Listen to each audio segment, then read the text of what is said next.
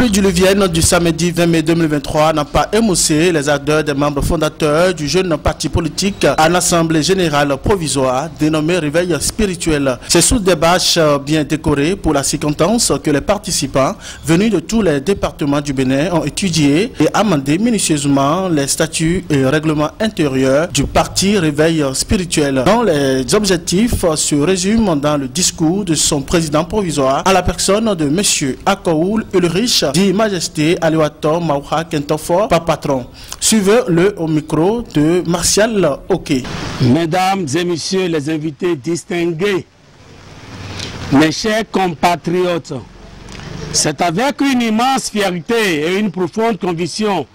que je prends la parole aujourd'hui en tant que président du parti Réveil spirituel. À l'occasion de notre Assemblée générale provisoire, c'est un moment historique pour nous, car nous sommes réunis ici pour élaborer les statuts et le règlement intérieur qui guideront notre parti sur la voie de la transformation et de l'accomplissement. Tout d'abord, permettez-moi de remercier chacun d'entre vous pour votre présence et votre engagement envers la vision commune.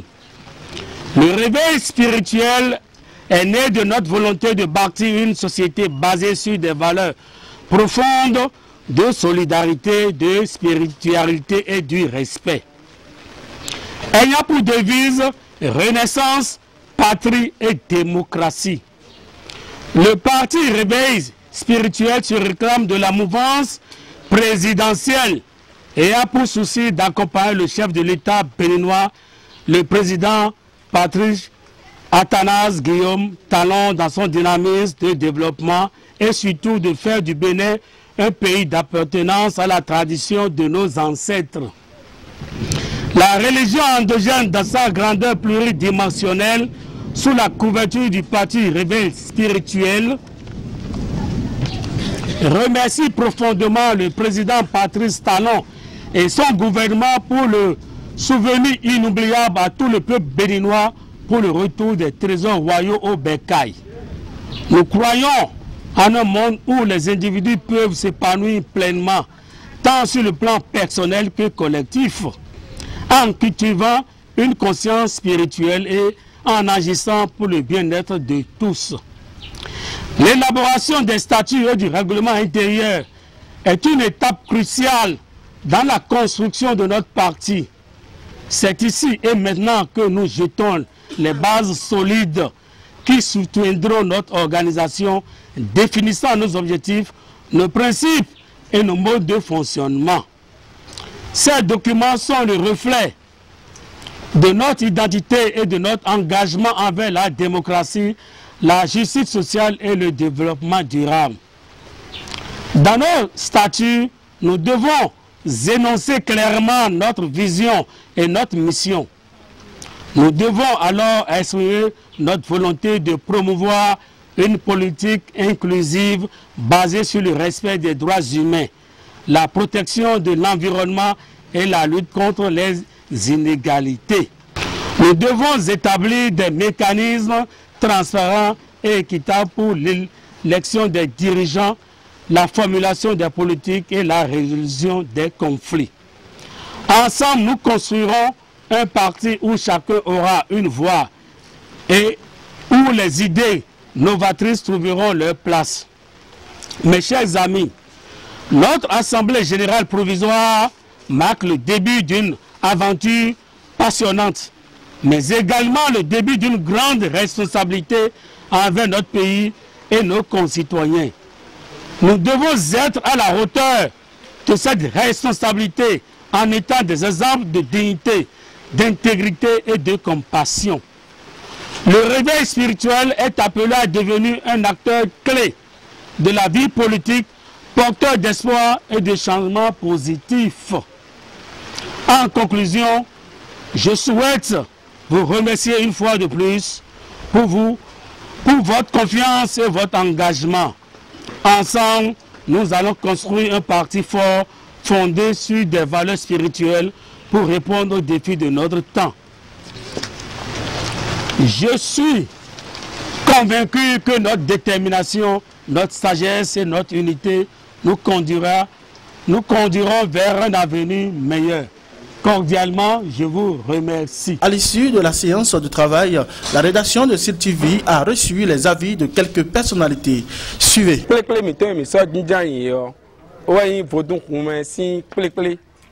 Si parti politique, bon, et nous avons réveil spiritualité, ça veut dire que nous sommes conscients de nous. Comme nous avons fait, nous avons des gossi à Djayo, un kakabon tangeta paraku, mon filet de Boubo, Wafi, et Dokunu Yebi, de la chaîne de Polopo et donc, Bonale Dokunu, Dokunu Miton, président Miton, papa Tron. Ouais, invité, mais bon, maybe wa, pour les clétins là, bon, et quand on a d'agwe nous de pour miton là. Quand on m'y a dormi, m'y a donc toka miton, mais la président miton, Patrice Talon. Bon, m'y a mondo, et ouais non, tiens-on au coin de merci tao. Tiens béton, bon miton béni. Mi amodo peto to we fi dion o pebawe no fi o lido fi amawato fi trono tout cadre confondu et si parti ouais mi me ko jeme mais pour le moment mi amodo o association mi ton we pele do mi fi dion mi ko parti politique association mi ton fi mais mi do ali jibo ko ngbe parti o kon we mi me ko jeme si ali je mi de bodo yi we on donna beau tout le monde quand de aller pour finir il nous tout beau ya au train tout beau ma pour nous et ne tout le c'est nous donne des yo pour être là on peut faire trop de on a donc nous tomber là pour quoi mais nous pontif faut donc garder au bio mondial on a donc béni donc moi mon quand on s'était bon les câbles bon j'ai on j'ai kangbe bon mais là pour les photos non les bokonu le dide mi ko pele gbon mi na pele bi bana do koka ni mi o che kuche èmi ni je ènìyàn gbe fún secrétaire général ko gbe tawe ènìyàn ko kọ̀wé bí nǹkan ko chele ni parti ènìyàn ko favote mi ni je ènìyàn gbe fún ọ̀gá iye ri lo ni o dùn fún mi nko mojule no ko jebe inú mi dùn do lilu Benin a kò rí ẹgbẹ́ achewe on be títí ko ro adogun adi parti politique lóní èyí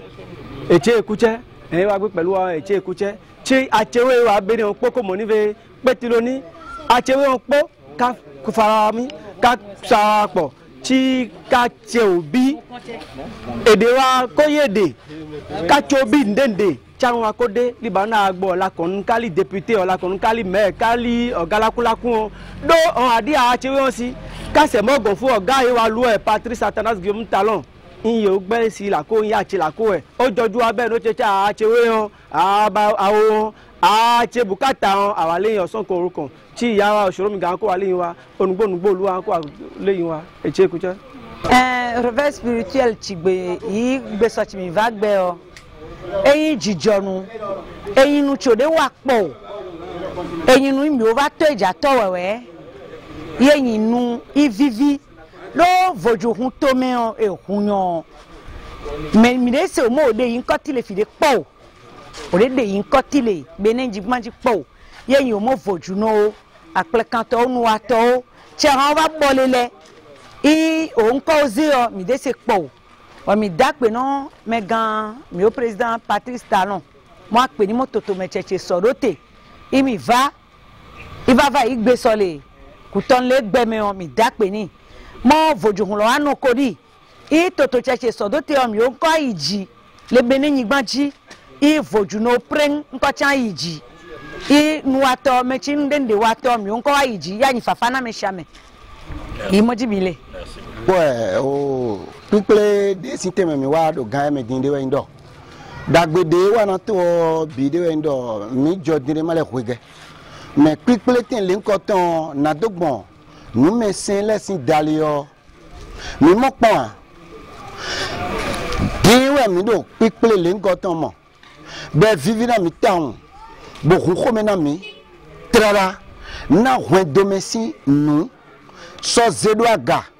na imodo nu yin hwen dometon nu yin bedo na toju wutuo ewe zombo mi le mi wa kple si teme de mi ka wa ten tome de yo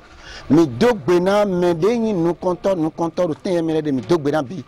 bo dogbe na me la ko mi ton sisi jeha Patrice Talon do azola de zeda yo o nu mesele na golo ne bo adisi ami o godo po nu kon po nu mesele na nu kon ne bo nu ele do gbe ne yo me bodo na wa na nu mesele si koli yo nu mesele na no godo ton be na le bo kwede pon oh mi wa réveil spirituel si temelo igbe bo mi ka wa o nu wiwa de si afo mi do bo wa o e vivi nu mi town bon nous concontons mina to dogbe nu to gan mi ton de lo to onu bo jijan bo lintame bo de tito me le nkan tonton bon mi do ayin pipe to trop lo na dogbe nu mina ko mi don papa tron président mi ton sisi jeka papa tron do ena cheni bo cheni ble cheni deji do ni kudo organisation meme huno le ton beaucoup d'organisations et tout même ndeo et dion fodun hunji yo e we kle do jide ko to me gbe mi de gbe yo e dion fodun hunji bo mi wa ba kle bo FIFA de ti lo awaji ti me na ko se we podo awaji da ko de po e da cheni bo mi dogbe no sisi jaka mi ton qui président to lo meton qui yo Matanas et Patrice Talon nous fodun to me yo e kle do fodun we do Benin do mede bokuna kosi so na pa chenu mi yo ekle town bo mi dogbe tusu toni bodo réveil spirituel